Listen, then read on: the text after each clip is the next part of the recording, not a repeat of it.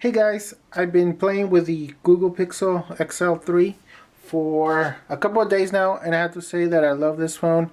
It's pretty amazing. I love the clock right there, and it looks beautiful. The screen is nice and bright, but there are a couple of things that I hate about the Google Pixel XL3, and I want to talk about them in this video.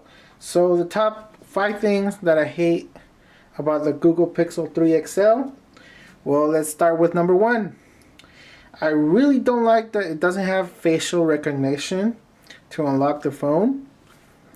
Especially because we have 2 front-facing cameras right there. Let's see, you can see them a little better. There you go. 2 cameras that they could be used to use some facial recognition to unlock your phone. Now, if you never had a phone that has facial recognition, then you're missing out, because it's a really good feature. Now, on this phone, to unlock it, you have to press the power button. Just put your finger right there, and it unlocks, right? It's plain and simple. But if you have something like the OnePlus 6 right here, all you have to do is press the unlock and face it, and it's unlocked, right? You don't have to scan your finger right there.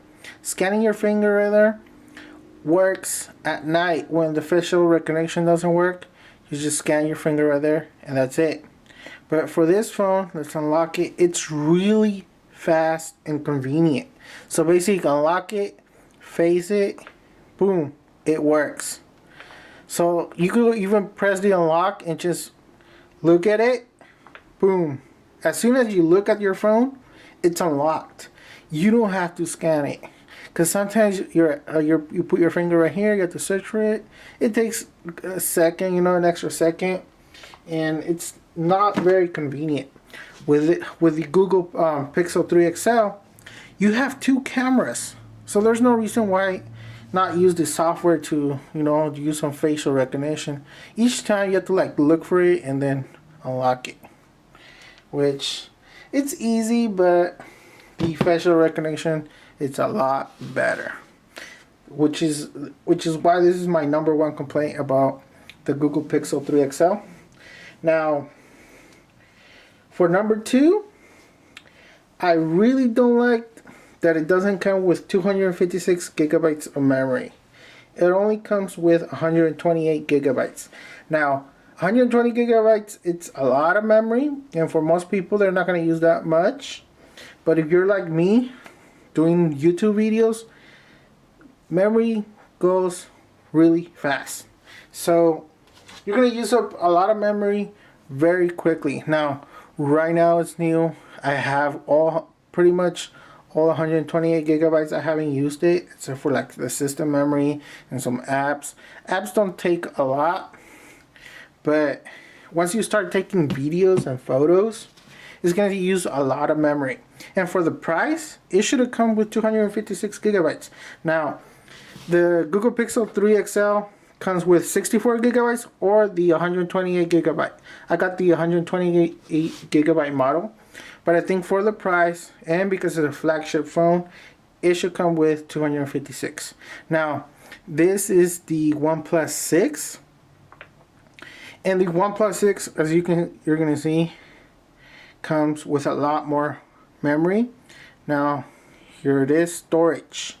Now, as we see in storage, I'm using 123 gigabytes out of 256. So this phone came with 256 gigabytes. It was a lot cheaper than the Google Pixel 3 XL, and it came with 256. And as you can see, I'm using 48%, so pretty much half. So if I were to use this one, 123 gigabytes, and transfer everything in there, I'll use up all my memory. And as you can see, most of my memory is photos and videos with 22 gigabytes, plus music and audio with 74 gigabytes. That's right, 74, because I transfer all my music files into this phone, which is why it's 74 gigabytes.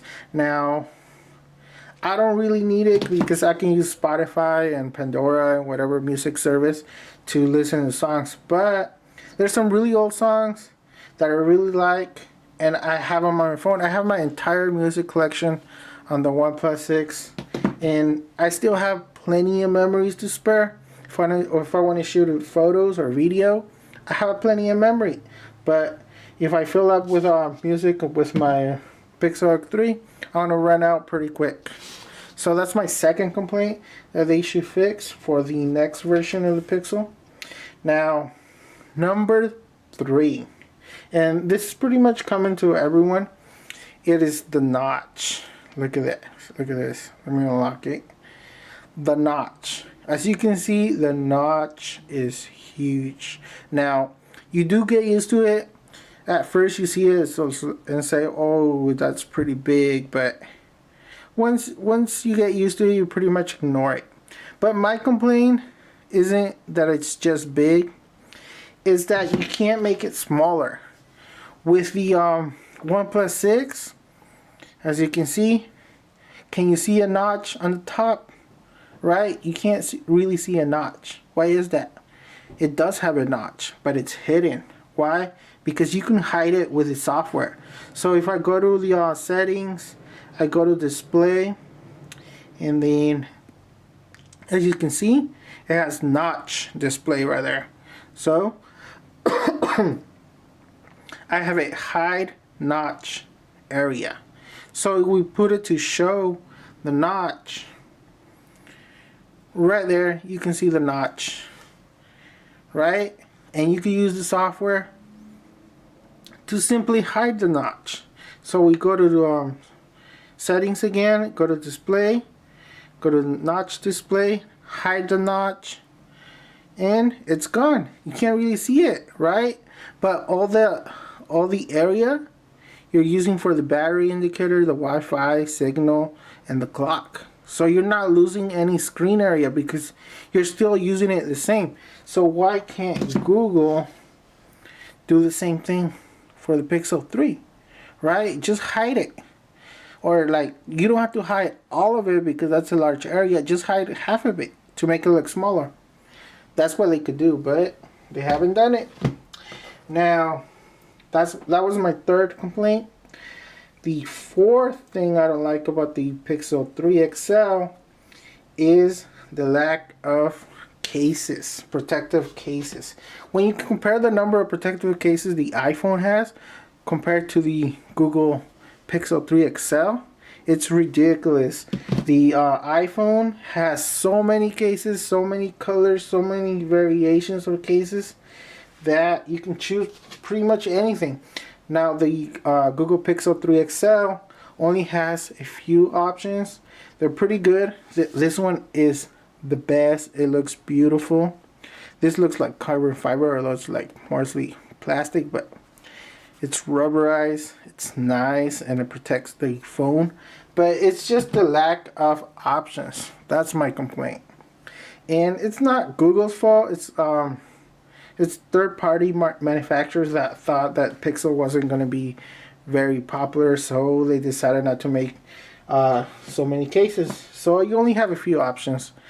Although there are some good ones out there, my biggest complaint is not as many as the iPhone. I would have liked some more cases out there. Now, that's not a major complaint, but still, it kind of bothers me. Anyways, the final complaint is the cost. Now, this is pretty much a complaint of all smartphones. The cost of smartphones has really skyrocketed during the last few years, and they're very expensive. I would have liked Google to keep the cost down, especially against the iPhone, and that would have made this phone even more compelling. So this phone costs around $900, depending on when you bought it. You bought it when it first came out, it was very expensive. Then they dropped like the price by like $300 after like a month after it came out. So if you waited, you got it at a good price. If you bought it when it first came out, you got a terrible price. But all smartphones are very expensive nowadays. You can't really do much about it. But that's basically it, guys. But in general, I love this phone. It's amazing. It's pretty quick. It does everything I wanted it to do. But that's it, guys. And tell me what you think. If you have a Pixel 3 XL, let me know what you think about it. Anyways, thanks for watching, and until next time.